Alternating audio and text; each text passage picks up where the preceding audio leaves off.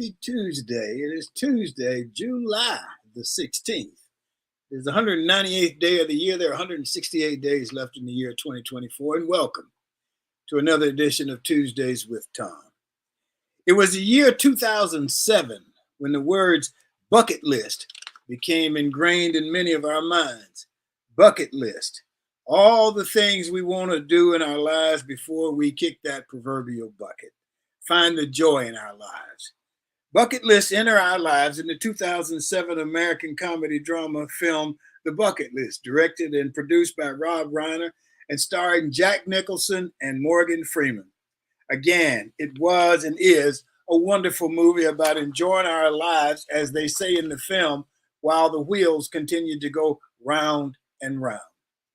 Last year, I decided to put together my own bucket list. One of the items on that list was to visit Memphis, Tennessee, to see the site where Dr. Martin Luther King was slain, visit Graceland, Elvis's place, and travel along Beale Street, visiting some of the great blues locations where rhythm and blues greats B.B. King, Bobby Blue Bland, Albert King, Elvis Presley, Isaac Hayes, Otis Redding, staple singers, Al Green, and many, many others learned and practiced their talents before they made it into the big time. In May, I got to fulfill that wish with my good friend Robert Baugh. We traveled to Memphis. No, we did not pretend to be Jack Nicholson and Morgan Freeman, but we did spend 4 days exploring Memphis and seeing what it had to offer. Robert is here today with photos from our excursion. It was a blast. So our G-List guest today is Robert Baugh and his photos from our trip to Memphis. Our show today, of course, is sponsored by the Best Girl Consulting Firm. So let's hear from Best Girl. Best Girl is a consulting firm that provides customized leadership, access and inclusion, public relations, communications, and organizational consulting services. Clients include Fortune 500 companies, utilities, higher education institutions, small businesses, and associations. Best Girl's team of consultants, led by Joyce Gilly-Gossam, Emily Hedrick, and Sean Jones, partners with business and education clients to promote organizational effectiveness, communication, motivation, and leadership, with always an impact on the bottom line. Best Girl's customized consulting services include strategic planning, corporate communication, executive coaching, fundraising, and economic development. Best Girl customizes the solution that fits your needs. So let's get to our roundtable regulars, Barbara Wallace Edwards and Michael Walker. Barbara Wallace Edwards, how are you this morning? Good morning, Tom. I'm doing well, recovering from my trip to Tampa for my family reunion. Had a great time, fresh off the plane last night. So it was a wonderful, wonderful trip. What'd you guys do down there? Oh my gosh, again, it was a family reunion. We had picnics and went to the beach. There was a banquet. We did boat rides and played games and door prizes, and my cousins Ingrid Smith and Kasaya Rysco planned the whole event, and they did an excellent job of planning and executing the reunion for about 85 of our relatives were able to attend this year. Wow. Yes. Yeah. We had a few that had to cancel at the last minute, so there were some that didn't make it, but about 85 of us was there, and we had a marvelous time. That is great. Yes. Good deal. Yes. And I also want to send out birthday greetings to my sister-in-law, one of my sister-in-laws, Yolanda Jackie Wallace, who's celebrating her birthday today. Happy birthday, Jackie. Happy birthday, Jackie. Okay, what else you got? You got anything else, Barbara? You want to go to Michael? We can go to Michael, but I do have some other things to talk about. We can bring Michael on if you like. Well, let's get Michael on here. Good morning, Michael Walker. How are you, buddy? Good morning, TG. I'm doing well. Good morning, Barbara, to you. I am happy to be here with you guys. Barbara, just before we go to Michael right quick, Becky Davis Gibson says she's sorry she missed you in Tampa. Oh, yes. I'm sorry I missed her as well. Yeah. Michael, how are you, man? What's happening in your world? I'm doing okay.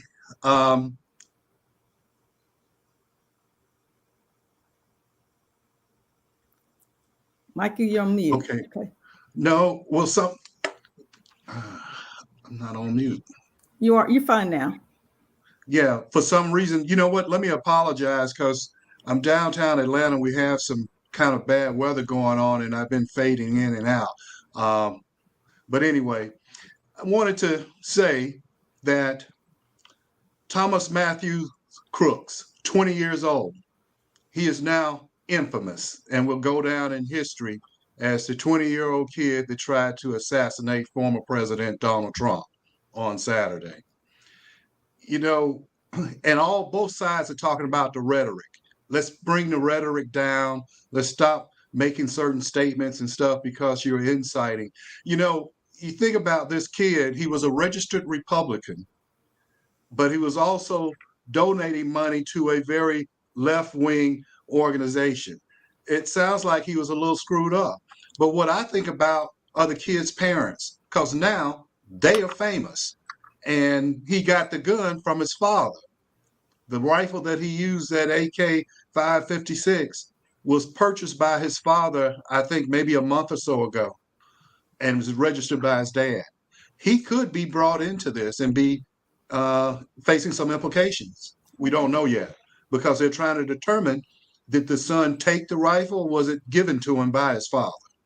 So there's more to this story, you know, and you wonder how a kid like that got on the rooftop. But I say it's probably because he was so unassuming. You know, when you look at his picture, he was up there with short pants on and tennis shoes and short sleeves, and supposedly he carried the ladder that he used to get up on it. So people really didn't pay attention to him.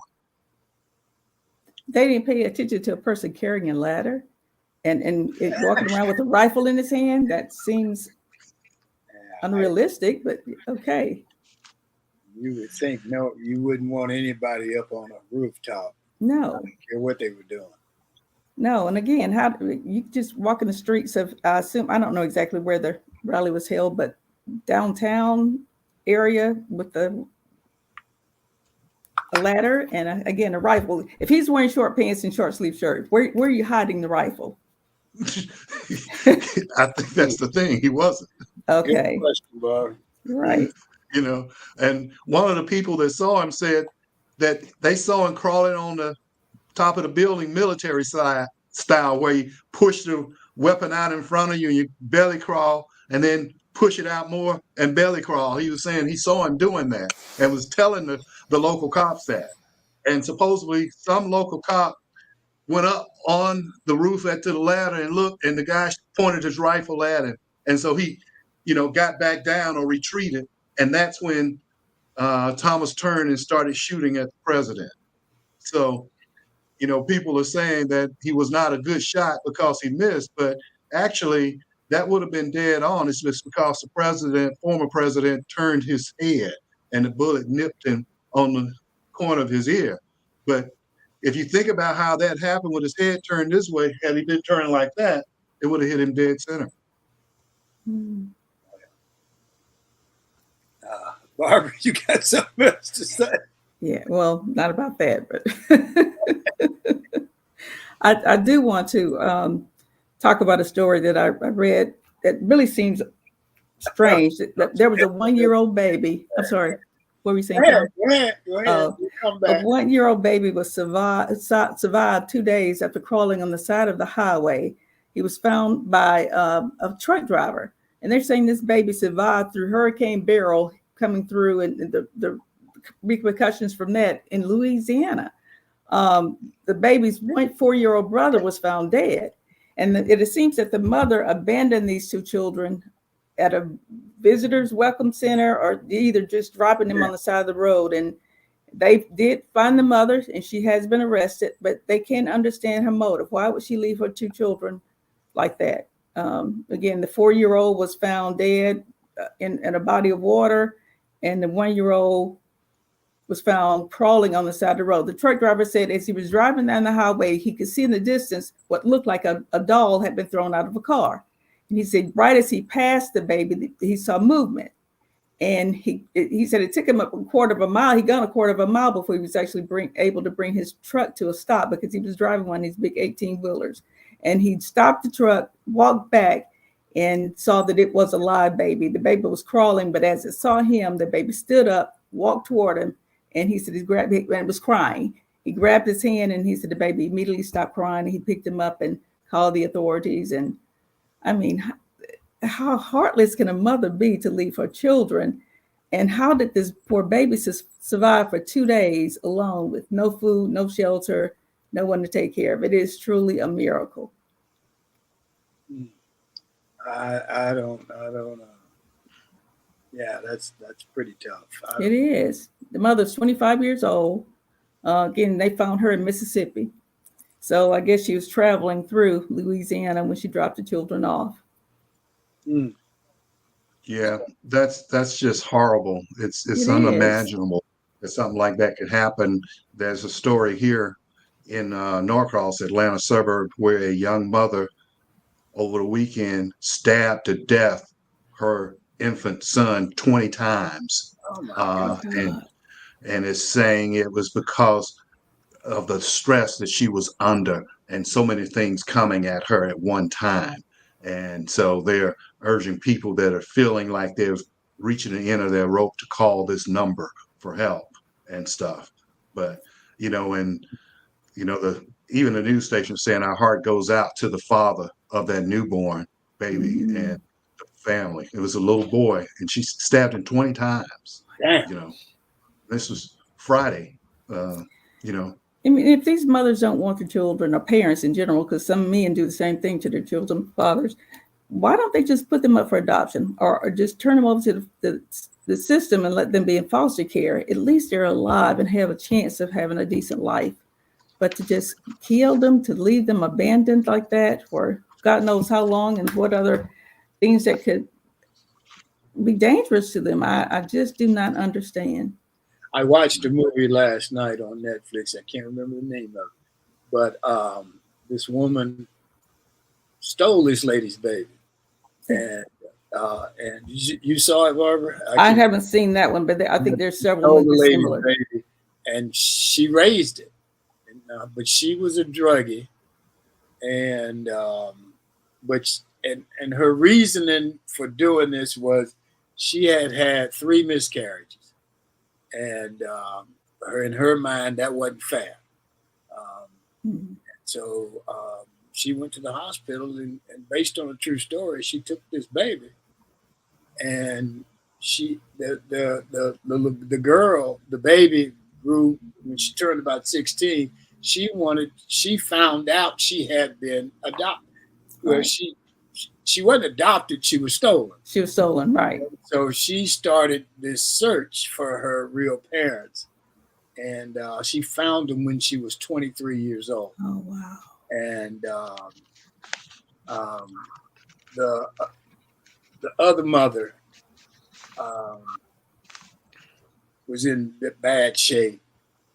But they ended up kind of reconciling it with the other lady went to prison,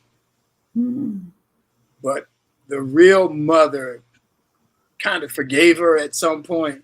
Right. Once she found out she'd had 3 miscarriages and stuff, and the police officer had some pity for her because she had been through quite a bit herself. It was an interesting story. It was a good story, but I don't know, man. You never know. I felt bad, and the girl who was stolen and now gone back to her real parents had been living with this other woman for 23 years. Right. And so she was kind of emotionally caught between the two of them. Even though she knows the other lady was wrong, that had been her mother. Right. And so when the real mother started calling herself the mother, it just set up this conflict for the younger, because the girl was 23, she was young. Yes. Anyway, it was a good story, very sort of similar to what you were talking about. Right. Michael? Here's something interesting for any of our viewers or listeners that have a Fifth Third Bank account. Fifth Third Bank has been fined over $20 million in penalties by the Consumer Financial Protection Bureau to settle an investigation of Fifth Third forcing their customers to buy insurance, automobile insurance that they did not need. In other words, they would force them to buy insurance or face a delinquency and additional fees and repossessions on cars. Fifth Third Bank conducted repossessions of vehicles when the delinquency was caused by the bank charging unnecessary and duplicate fees. They were also giving their employees an incentive to create these fake accounts, in other words, and charge them these other fees. So, banks need to have some regulation. As a matter of fact, they need more regulation with all the things that they're doing, because they all, a lot of people, and on both sides of the aisle, primarily on the Republican side of the aisle, are saying, let the free market take care of itself. Well, some things don't need to be a free market type entity because they don't know how to behave. Banks are one of them. If they're going to be a free market entity and be allowed to do whatever they want to do with small businesses, customers, or whomever, then why should they have federal insurance covering their deposit? Every bank is FDIC. So the federal government is propping them up, then they turn around and then they're taking advantage of their free enterprise system and the private sector and screwing over customers like this. It's just ridiculous. And they're forcing people to buy. You already have automobile insurance. And so I guess it's because they financed the vehicles or what have you, they made them put insurance on there from their insurance carriers. Okay. Wow. So they have to have additional insurance to the already car insurance that they have. Yeah. Yes. Yeah. I'm not right there. So that's what was causing the problem, and people were, getting behind because they're paying double and they don't need double coverage. Wow. Okay. Let me, we got a little issue here. Anyway, just one thing. Michael Antley said to tell you that the security team yelled at Trump, Donald Duck, when the bullet was fired. So, anyway, okay. Anybody else got anything else? I just want to mention, and our viewers may already know this, but AT&T says hackers stole data of nearly all of their U.S. customers back in May. And so anyone that had AT&T call and text message records of 109 million U.S. customers from May 2022 to October 2022, as well as some from January 2nd, 2023, were exposed. Hackers downloaded the data in April from AT&T's third-party cloud service. And so there possibly could be some issues as a result of that. So AT&T customers, be on the lookout for that. That's your people. Right? That is my internet service, but I think this is more cell service, mobile service. So yeah, that is my internet service. I think the biggest thing, and we kind of hit on this a little bit last week, was that you just don't have any recourse. You can't even phone. You can't talk to anybody. You can't do any of that. So right. So we'll see. I don't know. Yeah, just have to wait and see. Michael, Barbara, you got anything else? Well, the last thing I have is I'd like to say congratulations to Bryson McGlynn. He's a 12-year-old chef from the state of Alabama who most recently won the Master Chef Junior. He got $100,000 for winning their contest.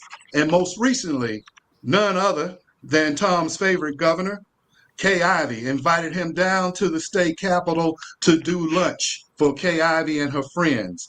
And he introduced a 3-course meal. He was named Chef of the Day. And they're saying part of his meal included some Alabama-inspired peanut butter pie. He said it was truly his honor to be there. And Bryson McGlynn, student, 12 years old, from the Auburn-Opelika area. Good for him. And won $100,000. Yeah, that's major. Congratulations, Bryson. Yeah, congrats. That's right. Congrats. I'm sure the governor probably helped him, with some of that recipes and stuff. Yes. So anybody got anything? One Emily? other odd thing I want to talk about, Tom, is Singapore approved 16 insect species to be considered safe to use as food sources. So anyone heading to Singapore, that be on the lookout for these 16 items that's now considered food items. So a honeybee, silkworm, a wax moth, whatever that is, a beetle grub, white grub, mealworm, superworm beetles, a grasshopper, American desert locust, and an African migratory locust, and crickets are among the list of the 16 insects that are now be served in restaurants as food. And where are they serving these? This is in Singapore. Wow. Yeah. Well, I'm not going. So I don't plan to go anytime soon either. I just like to eat regular food. Give me Give a me hot dog. food. I'm with you. Anybody got anything else? Okay, well, thank you guys very much. So now we're gonna go to Sean because she's got a minute for us. Sean.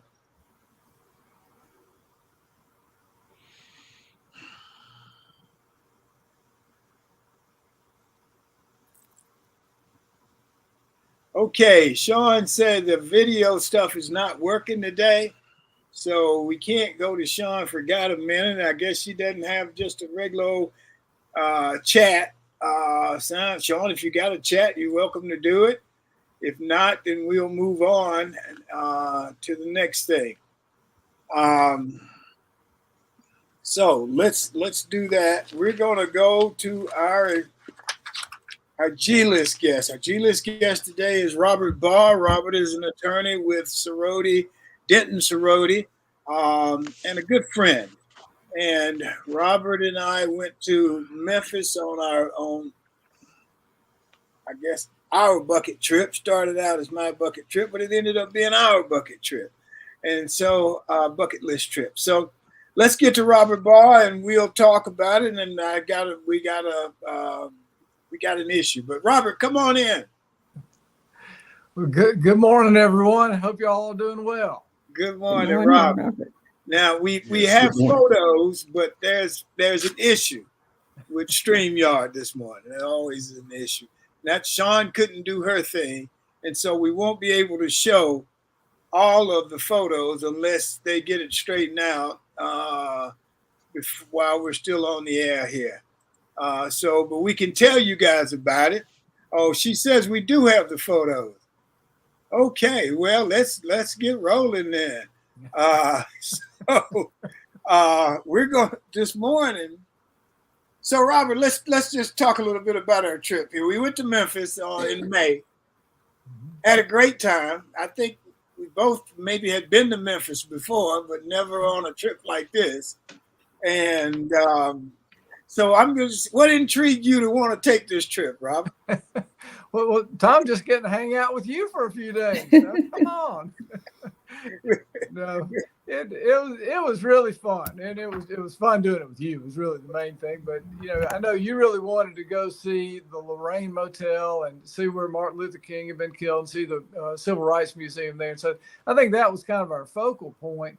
And it was really impressive. And, I was thinking back on certain memories of it. And, there's certain places that you've seen so many times, but you haven't been there. And then when you go there, you're immediately taken by all the pictures you've seen, and the famous picture on the balcony of Andrew Young and the people after the shooting. And it sort of reminded me of being in Dallas and seeing, the grassy knoll where JFK was killed, and right in that area. And so it was very moving. The Lorraine Motel is preserved.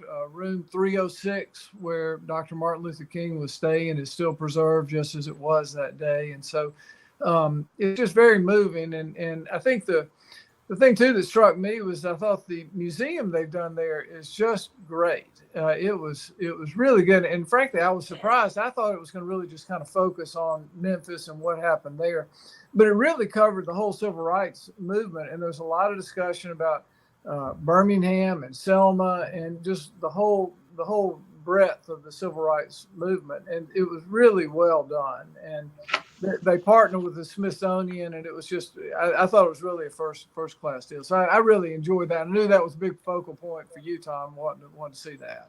It was great, and you're right across the street where the gunman supposedly where the gunman shot him. And I'm very cynical, so supposedly James Earl Ray shot him, and then supposedly he ran out the building and laid his rifle down on the sidewalk. God damn, now what kind of killer is that? He laid his gun on the sidewalk and ran off. Now, if you lay your gun on the sidewalk, more than likely somebody gonna pick it up and they're gonna discover who did it. But anyway, it was great, and you're absolutely right. That museum is just incredible. There were a lot of kids there that day. It was very educational for young people, and the room. Sean says we got photos, so if we got them, Sean, go ahead and just put one up there or whatever. And okay, so this is where we start. This is the Lorraine Motel, and that's the marker that they put there, and that's. The wreath up there is the room. It was his room where Dr. King was staying. Can you go to the next one, Sean? That's his room where Dr. King stayed, and they've preserved it the way it was on the day he was killed. It's incredible. I don't know, Robert. You got anything you want to add to it? Well, it just, it's interesting because it's sort of a throwback to the 1960s, really, of, what, motels were like back then. We've all stayed in Holiday Inns and things like that. And it just brought you back to when you were a kid and staying in places like that. But it was very neat. It was a nice motel, and I was reading a little bit about it. And, it was part of the Green Book, which was the book that folks who were Black and traveling through the South would know there were good places that they could stay. And so it was a place that a lot of the musicians stayed. Martin Luther King had stayed there a number of times before. And so it was a really well-known place and part of the community there. So, yeah, that was what kind of struck me. Okay. Sean, you got another photo for us. Let's see what's next. Okay, that was us arriving. Where are we at? Where we were? Is that? Yeah, we were arriving at the motel. Yeah. Okay, that's enough of me and Robert. All right. That's us at the Lorraine, and that was the first place we went. Right. We took an Uber over there, and it was. We were in there a couple of hours. I mean, it was. Yeah, that was probably the longest one we visited because there was just so much, and you could go back several times and still not really absorb it all. There was a lot there, a lot of visuals and a lot of written materials. Again, covering the whole civil rights era, and so I really recommend it to folks who might be watching. It really is worth a visit.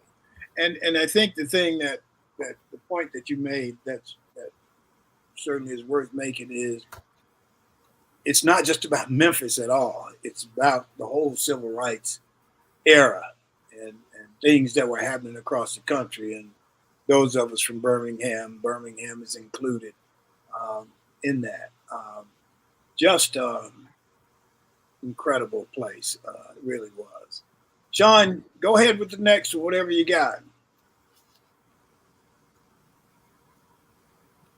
I sort of feel like I'm watching family, videos or family pictures here. So just like doing that. Yeah, I hear you. Now I see something just came up, and so maybe we got another issue here. So let's just okay, that's all the photos that she has right now. Okay. So we went from there, and I think, where did we go to? The Stax or Sun Records? Well, there's also a museum that was called the Rock and Soul Museum. Yeah. I think that was our next stop. And so, that's exactly where we are there. Yeah, that was an interesting place. It was great.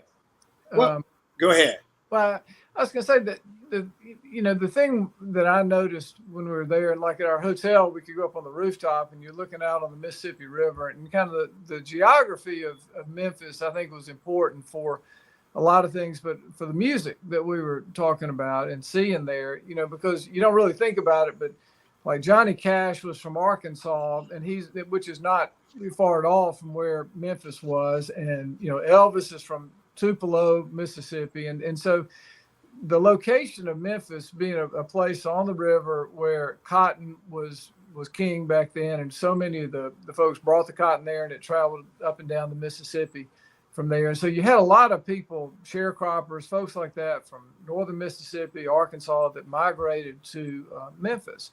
And so I think that was really a big part of what led to Memphis being such a big music town, both for white and black musicians that ended up there. And you went through a number of them, and there were just great musicians that came through there. When you think about Wilson Pickett and Otis Redding and Booker T and the MGs and all those guys, it was just great. But it was interesting to me, sort of the geography of where it is and kind of how people migrated there. And then Elvis showed up, and I think Elvis was at Sun. Wasn't he at Sun? Sam Phillips. There's Elvis. Just a young man, and not only could sing, but he wrote his own songs, and they were just they were delighted to have him. And so it was really an interesting moment. He just kind of showed up and wanted to cut a couple of records, and they weren't so sure about him. And then one thing led to another, and boy, he just exploded. Yeah, that's right. What do we got next, Sean? Okay, and then we went to see Elvis, the King. That's right. I wanted to see you in one of those jumpsuits there. I figure if Elvis could get in one when he got in one, I can get in one. We had a great time. It was a little bit disappointing in how commercial it was. I mean, Pam and I went with our kids, 15 or 20 years ago, and in Graceland itself is, it's sort of dated. It's not anything that to me is that special or that nice. But what was different with this is they've now built this whole, almost like a Disneyland kind of thing, where you have a whole separate building with all the videos and the art exhibits and such. But it was neat seeing the design of those jumpsuits and all the costumes that he wore. I mean, they put a lot of time and effort into those, they did presenting the image of him they wanted to. This is during his Las Vegas years, and even earlier than that. But it was neat seeing all that. But he was really something. But it was funny. I could tell that you were kind of depressed by seeing some of the videos of him later on, where it just looked like he was kind of going through the motions. But in the early days, he was, just a ball of fire. But later times, it was kind of tough to watch some of that. He was a ball of fire when he was with Ann Margaret. Well, I didn't notice that, Tom. But there was one video when we first went in, and it was kind of sad because he was older. And he was out of shape and stuff, and he was in Vegas then, and he was just kind of going through the motions, and you could kind of tell. I mean, who am I to feel sorry for Elvis? But I felt bad for him because, you could go out there and do that every night, but some nights you just ain't feeling it, and you're going through the motions, and I think that's what he was doing when we saw that video. The other thing that was really interesting, though, is there were people in there from all over the world. Yes. who had come to Graceland. We really did see, and I had heard that before, but you're exactly right. A lot of people from especially Northern Europe, you could just tell. Yeah. German and Sweden and Norway, you could just tell that a lot of those folks who traveled there specifically because of Elvis and the music. Yeah, that was very interesting. Okay, what do we got, Sean?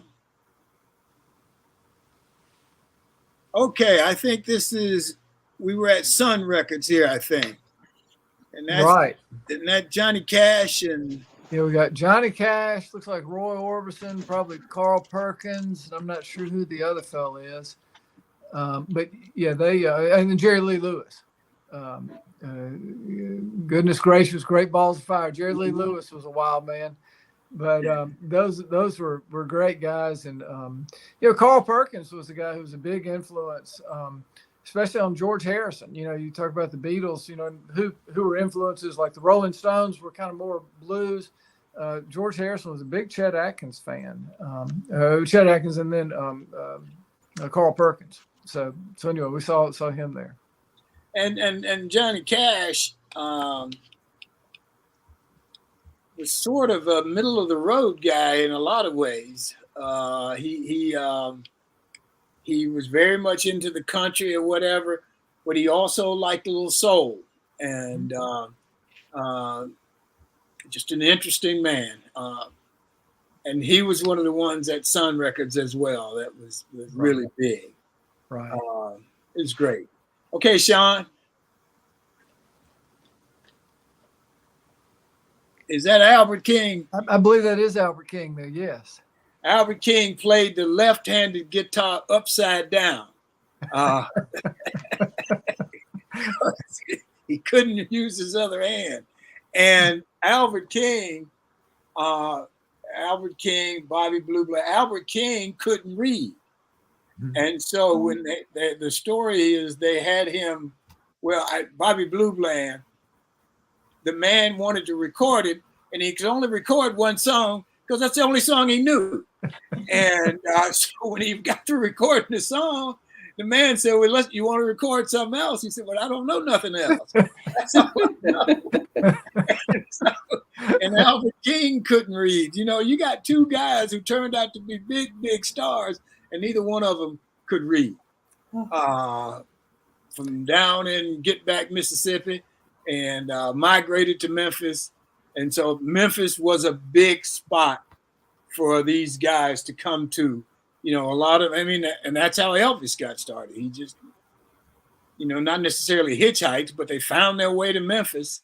And the guy at Sun Records and in Stax would record him and see, goes, "Hey, let's see what you got," kind of thing. Just a fun time. Go ahead, Robert.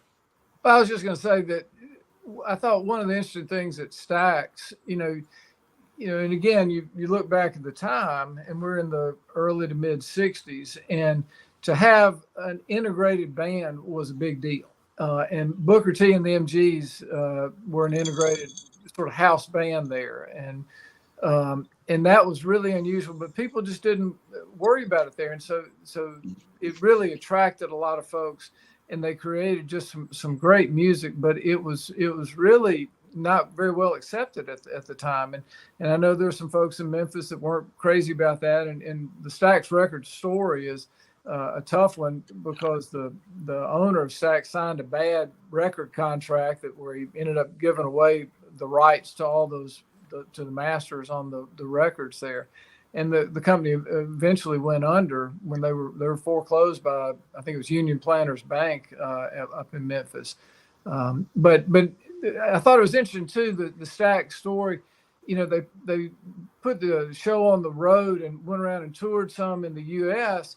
And again, a lot of the black artists were having real tough times with where they stayed and how they were treated. And then they went on a tour over to Europe. You remember that? And they said that in Europe, they were just treated so well, and there was such a dichotomy between how they were treated over in Europe versus what they were used to back home. And that was probably tough coming back after being treated so well as they toured around Europe. And so they were big stars in Europe, man. Everybody came to see them. And you're talking 90% white people who came to see him in Europe, Right. who loved him. Right. So let's see what else we got there, Miss Shawn. Oh yeah, that's the Stax memento there. They're both Stax and Son, and Robert, you correct me if I'm not right here, are still in the buildings they were in during the 60s. Stax was a little more, it's a little more museum type. Right. Son was more of still trying to record. Well, they both record, but Son was more of a working place, I guess. Right. Yeah, we got a picture of you singing into a microphone that there was still one that they used back then. that was a good shot. I think that's the next shot. I think.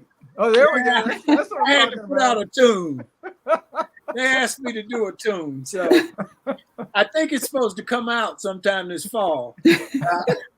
I didn't get the recording of that though. I don't know what happened to that, Tom. They sent it to me, but we're still working on it. We're working on it. I had to make a few little corrections too. You had to turn your cap around backwards to fill out that song, didn't you? So I could get the essence of what I was trying to do. I noticed that. Robert, I like to go back to the last conversation between you and Tom when you talked about the artists that went overseas and how the artists that were African American and Black artists going overseas and how well they were received there in Europe versus how they are treated back home. What do you think the reason was because of that? Why do you from a psychological standpoint, what do you think? Well, and there's sort of a history too. A lot of jazz musicians went to Paris. Black jazz musicians went to Paris earlier than that, 30s and 40s. And when you think about Tina Turner, I think she lived out her days, I think in Switzerland. And so I think a lot of the Black artists, there just wasn't the history of racism in England, France, and around through there as much. I mean, obviously they've had issues, but I think the system of segregation that was put in place during the Jim Crow era and then continued on from there was just so entrenched in the South, and it just made it so hard for folks. You just didn't have that separate system over in Europe there. And so I think that was a big part of it. It's just the system that we had here. And I mean, recently I was reminded of that. We had the Major League Baseball game at Rickwood Field in Birmingham. It was kind of to honor the Negro Leagues, and Reggie Jackson came back and was saying he played in Birmingham, and that would have been the mid '50s, and it was tough. He was very honest about how tough it was, and because of the things we're talking about of not being able to stay at the same places or eat at the same places, and so. I think we may sort of, gloss over that a little bit now, but it was very tough for folks trying to make it back then. There is we've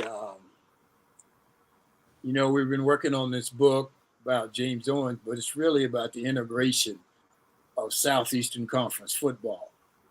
And Kentucky was one of the first schools to integrate their football team.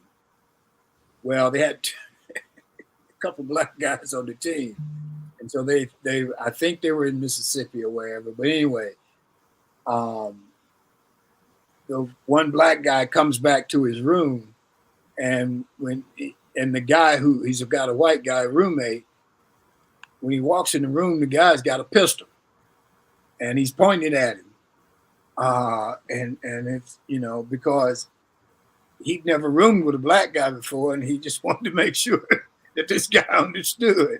So of course the guy didn't stay in the room with him. He turned around and walked back out. So it was kind of crazy. And the thing about, I think that made the music more unacceptable in the South was it was new music. It was rhythm and blues. And that wasn't music that the Southerners were used to, that they wanted to hear. And so when you go over to Europe, hey, they were great, man. These guys, like I said, they were used to the jazz musicians. So they were great to hear Albert King and Bobby Blue Bland and so on and so forth. So let's go. Let's see what we got next now, Sean, please.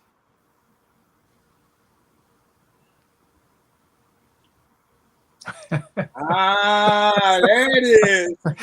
They got a picture of Tom's car that we drove around in. That's the car we went to Memphis in. That's Isaac Hayes' car. And Isaac Hayes, that's the woman, the Uber driver told us he used to drive it through the neighborhoods.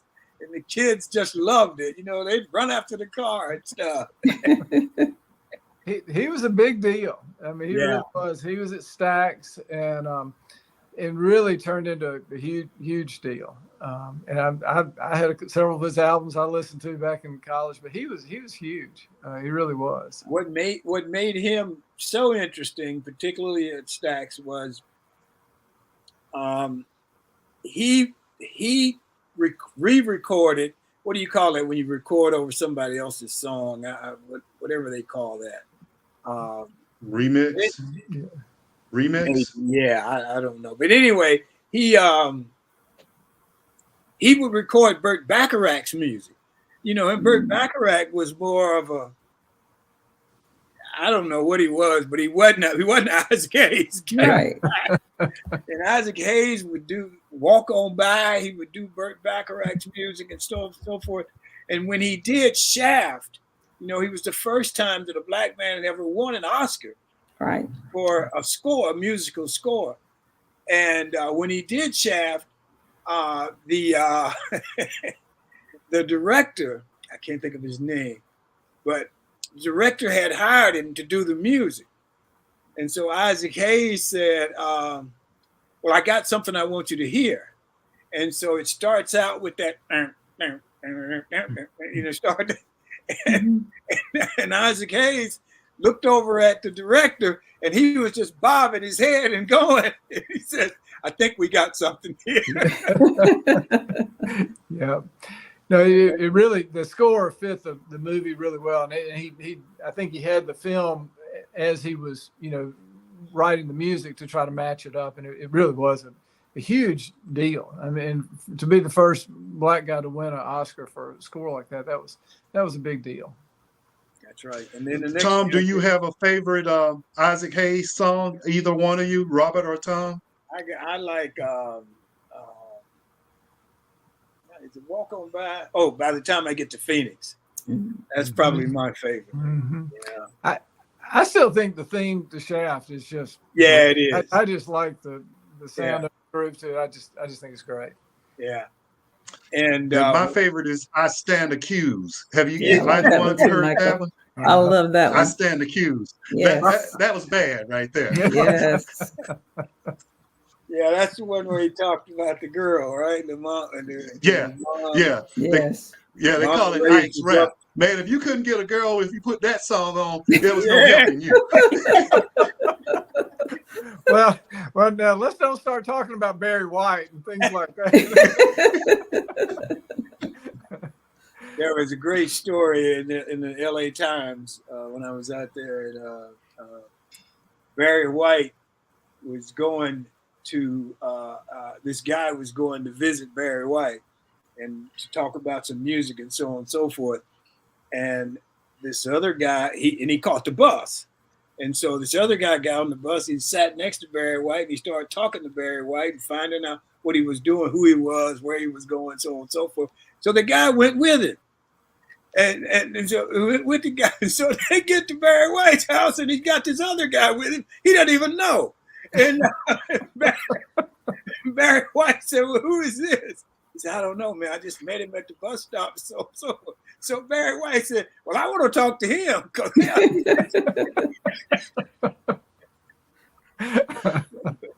Oh, man. Where are we, Sean? Who's that, Robert? Oh, that's Otis. Yeah. Who's the one at the top? We were at Stax. Yep. Well, and then Sam and Dave. We hadn't mentioned. Oh, Sam and Dave. That's right. They were great. Yeah, and Otis Redding was great, and they tell the story about the airplane. You know, Otis got killed in an airplane crash, and they tell the story about Otis had bought a used airplane, and it wasn't a very good airplane, and people told him, you know, you don't need to be riding in that, and Otis had to go to a concert. I think it was in the Northwest somewhere. It crashed, you know, and killed him. So, well, and then, you know, one of his most famous songs was Sitting on the Dock of the Bay, and that actually had been started before he died, and Steve Cropper helped finish it, and so it was not released until after his death and became a huge hit. But you mentioned Steve Cropper. So, yeah, there was a lot of segregation in the South, but not amongst the musicians. Right. There were several white guys that were performing at Sun and Stax Records. You know, like when Elvis showed up, nobody was against him because he was a young white guy.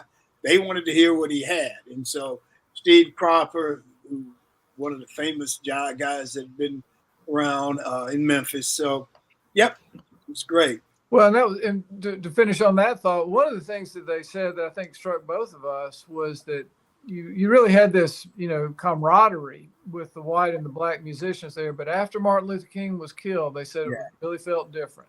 Yeah. I think there'd been sort of a, you know, just everybody got along well. But then after that, they said it just really changed the atmosphere. Yeah, that it did. I remember that. Okay. Any questions from you guys? John, what else you got? Oh, that's Al Green. Before he turned preacher. You gotta love Al Green, man. What a voice. Yeah. It was great. I mean, we learned a lot, and I mean, there were people at every one of these places. And I mean, Sun and Stax were not. Stax was bigger than Sun. I think Sun was still more. Sun looked the way it probably looked 40 years ago. But yeah, there were people everywhere, and it was just awesome. Okay, Sean, we got to move on. Is that WDIA? Yeah. Yes. It was a black radio station, owned and operated, and black disc jockeys in Memphis, and they sponsored young baseball teams, which was a different thing. And there also was and I don't think we got it on here, but there also was an all women's station. Yeah, at that time. That's right. And I think we kind of forget what a big influence radio was back then, especially like even AM radio. I mean, people would come home, they'd really listen to that, and whatever the disc jockeys were saying about, where to go and what music to listen to, it was really influential. And I don't think you really have that now, but especially back then, especially on those black stations, it was, I think, a big part of the community. I mean, that was just where you were, the local businesses advertised, and people found out kind of what was going on. So I think that era of radio was really interesting. I think it's probably gone for good now. Do you remember WSGN in Birmingham? Sure. It was the hot station in Birmingham.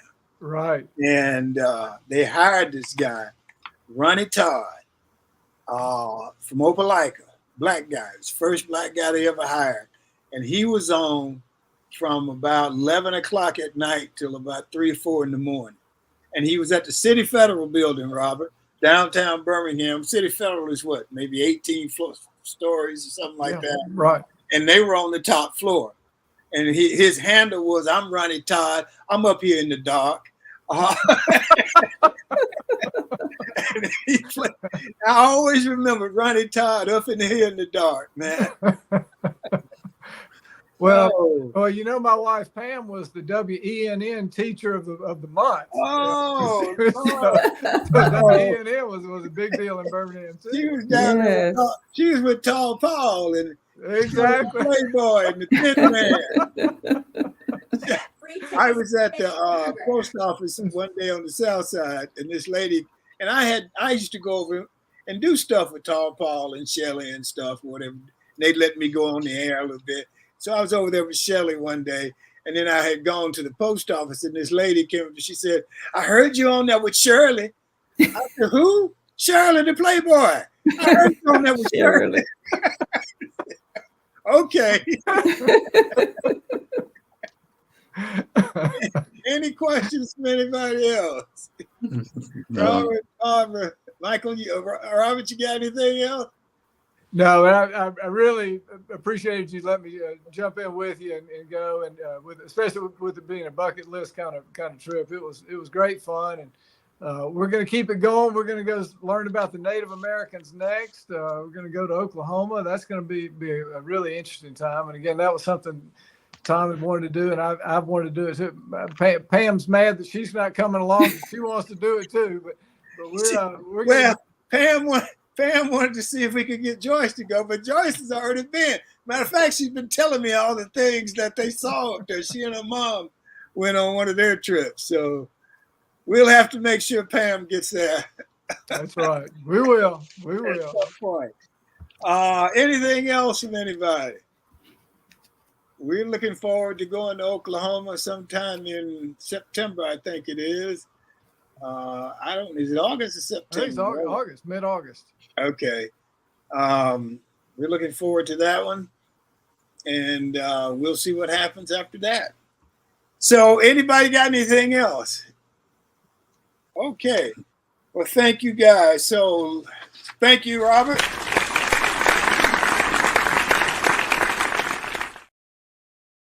Okay, my closing comment, or as I see it. When I think of that Memphis trip, I smile. It was a wonderful, incredible excursion. Lots of fun. We had rooms overlooking the Mississippi River and stand within a block of Beale Street. We were excited to get started. We set out for the King Memorial at the National Civil Rights Institute and the Lorraine Motel. It was surreal. The bed Dr. King slept in, the motel itself, the building across the street from it where the supposed assailant, James Earl Ray, after supposedly shooting Dr. King, ran out of the building and conveniently laid the rifle down he supposedly shot Dr. King with on the sidewalk. What I will say about that rifle, it was purchased beforehand by someone, whether it was James Earl Ray or whomever, but they purchased it at Aero Marine Supply in Birmingham, which was located right near the entrance to the Birmingham airport, which is about 5 miles from where I grew up. Memphis, barbecue, a lot of barbecue. Blues, exotic drinks, Isaac Hayes, his gold-plated Cadillac. We met many people in the different museums, on their way to the museums, on Beale Street, at Sun Records, at Stack Records. It was a ball. What's next? Well, Robert's already told you we're going to Oklahoma, where they have at least 60 Native American tribes in the state of Oklahoma. And that's our show for today. We want to thank the audience. We appreciate you. You want to thank our G-List guest, Robert Baugh. Thank our sponsor, Best Girl Inc. Thanks again to the TWT team, Barbara, Sean, Emily, Michael, and Joyce. And that's it for this July the 16th. Remember, a day without a smile is a day wasted. If you've got an extra one, give one to someone else today. Enjoy yourself. Make every day count. Stay safe. Peace.